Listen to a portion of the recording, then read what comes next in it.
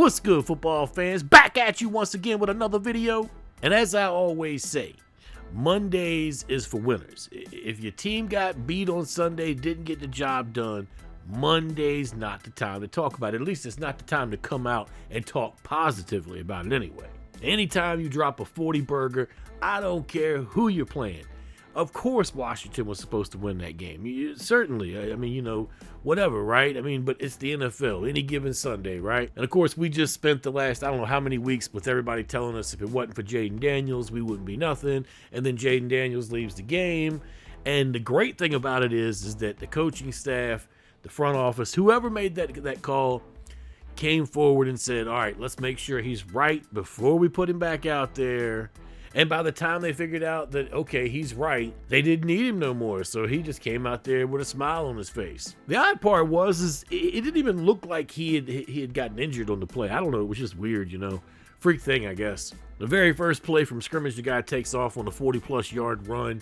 It looked like we were getting ready to just terrorize him all day long with him, you know. And the way I say that is like they didn't get 26 first downs, you know. And that they didn't hold Carolina to 3 for 10 on third downs, which is a number that I've been kind of tracking just a little bit, not all up on top of, but Washington has done really well on that. And I'm telling you, I'm seeing some flashes with this team. Like, they can be really good, and I think that it's a reflection of the staff, and it's a reflection of what they're asking for this, you know, this group of guys, like what they're asking out of them. And it's easy to see out on the field that they want to play for this staff. It's easy to see they want to play for this coach. You know, I talked about Jaden Daniels being knocked out. Marcus Mariota was able to come in and steer the ship in the right direction. A lot of people tend to forget that Mariota, in his day, just a few years back, was considered, you know, a dynamic guy himself. And when you got a team that's rushing for 200 yards in a game, you know, it's an offense that's easier to steer, especially for a little wily veteran at this point, right? I'm loving to see, though, that Terry McLaurin has continued to get his targets. He's continuing to bring the ball down. The touchdowns will come. It was great to see Ben Sinnott, you know, finally get not only his first catch, but his first touchdown. It's going to be a bunch more coming, trust me. Emmanuel Forbes with an interception. Hey, that was a good thing, right? Any signs of life from 13 are a good thing. I think a lot of people have just kind of cast him off at this point as just being another, you know, ruined Ron pick. And Dante Fowler, to me, is an interesting subject.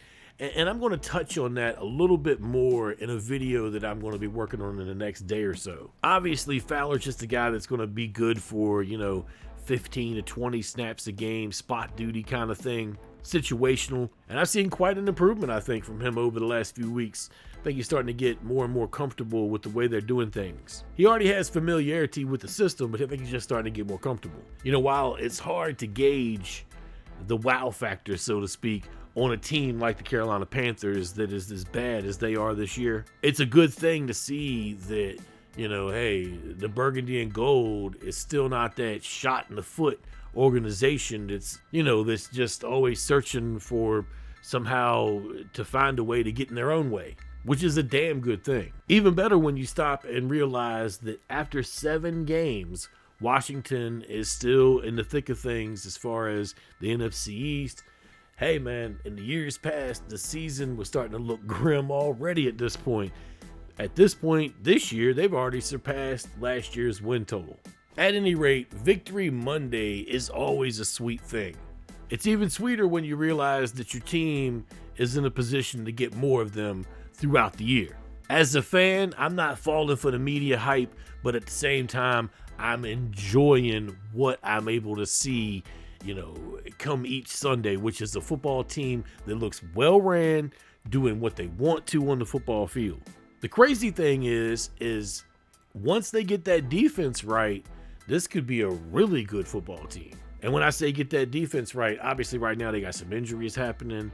They're kind of in a transition moment, like what's going to happen on the defensive line. You know, I got a couple of ideas in my mind that think that maybe a couple guys will step up, hopefully. You know, they got a young collection of talent in there that hasn't had a chance to prove itself yet. And this is really, you know, we don't really want to see rookies get broken in at this point, but at the same time, this is when, you know, guys separate themselves from the rest of the pack. They'll never be anything if they don't show when they get their chance. So here we are.